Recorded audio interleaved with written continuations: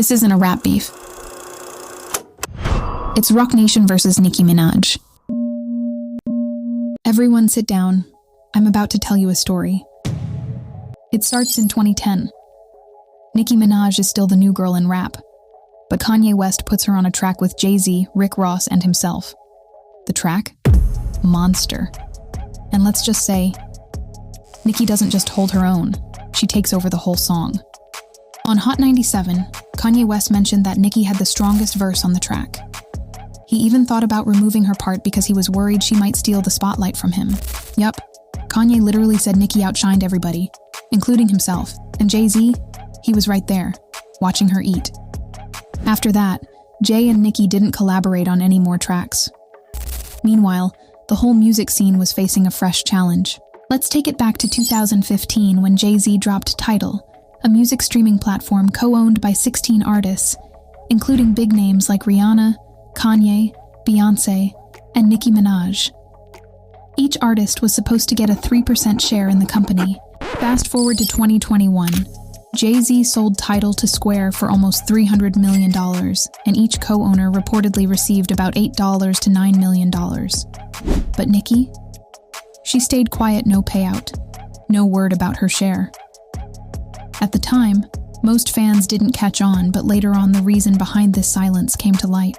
Nicki fired her managers in 2019, and Roc Nation offered to manage her career, but Nicki says no, she doesn't sign. And just like that, things start to shift.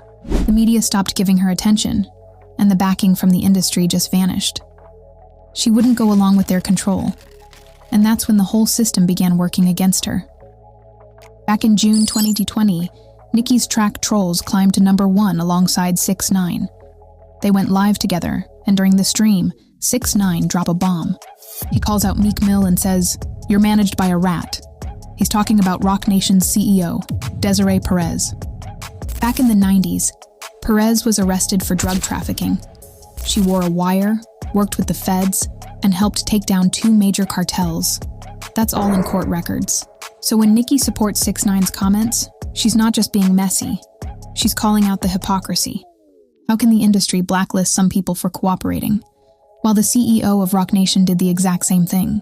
It's the first time Nicki publicly co-signs a direct shot at Roc Nation. The beef is officially on. May 2025, Nicki has had enough. She finally explains what happened with Tidal. She claims she never actually received the millions from selling. Instead, they only offered her $1 million and gave her just 1 day to decide. She turned it down.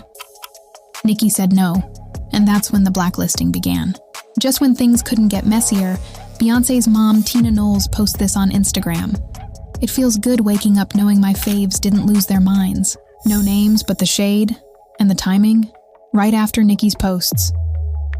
Once the internet reacts, Tina edits the caption, but the message is already out there.